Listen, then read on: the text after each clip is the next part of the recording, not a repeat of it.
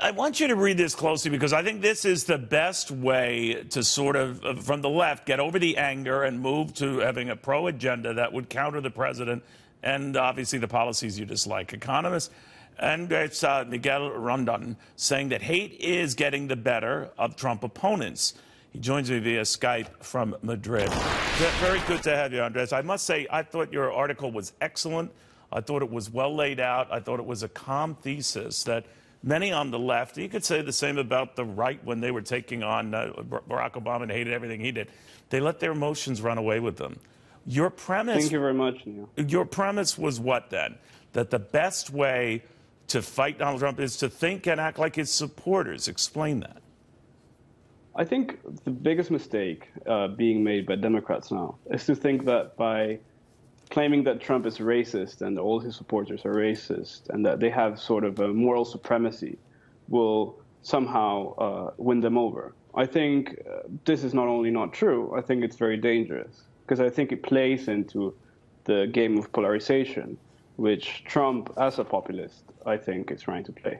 Now, you talk about a populist, but some who survived so many near-death blows. You go back to that famous Access Hollywood tape and all the things that have happened after that. So many members of the administration resigning or under fire early on. He survived it all. He survives through all of this now.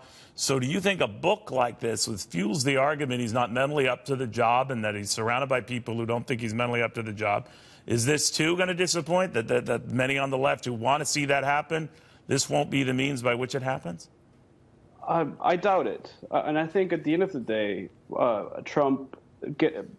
defeating Trump, which I think is something I, full disclosure, would want it to happen. I don't think it should be done through impeachment. I think it should be done through democratic ways of convincing the larger majority of the populace. Now, how do you do that? I like that premise because it was just a way of saying, don't, turn your anger, and I'm paraphrasing it, to something constructive. Explain what you meant by that. I think Trump did something very important last year in the presidential campaign, which is to give hope to many people who were hopeless across the political spectrum. We cannot forget that Trump wouldn't be president if many people who had voted for Obama earlier didn't swing to his favor in last year's election. And I think these people are suffering from real issues, and I think everyone should pay attention to them. I'm talking about the opioid crisis. I'm talking about the arrival of the self-driving truck. I'm talking about the depletion of the countryside. Many jobs being lost. I think these are all issues that should be addressed. And the more we address things like the mental stability of the president, the more we distract ourselves from the true issues that everyone is suffering. Now, when the article was published, many people were saying, but why bother?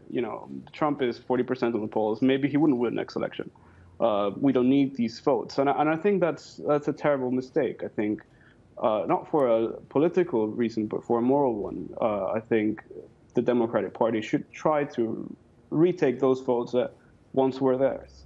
The one thing that I like what you said, you go, sheer outrage at the president's scandals is pointless. When directed at Trump, your anger gives him rhetorical ammunition to point toward his besiegers, much as he did with this promise of having a fake news awards. I think they've been put off if I've seen it lately. But by believing that your side is all right and the opposite side is all wrong, you're essentially saying you feed a beastly narrative that never helps you, right? Absolutely. I mean, this is a completely different ballgame. This is, I think, a populist scenario. And this is why, as a Venezuelan, I think I can see some déjà vus and I can maybe become a bit of a canary in the wharf. Trump was elected in a completely different platform than from traditional politicians. This is something I mentioned in the article, something I will mention in an upcoming book, which is that traditional politicians get elected by saying, vote for me, I'll make you richer, I will improve your education, so on and so forth. Trump was elected in a completely different platform. He said, vote for me, I will destroy your enemies. He managed to give hope back to the hopeless by claiming that all their problems were due enemies that he was the only one capable to destroy. So when people voted for him, they voted precisely for the sorts of scandal he's bringing. They voted for noise, for destruction, for the dismantling of the state they were no longer sympathizing with.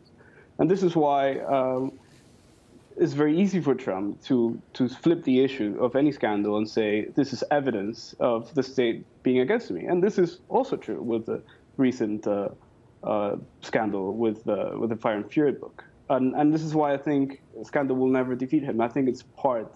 It's not only a fault in the product. I think it's precisely an element of it.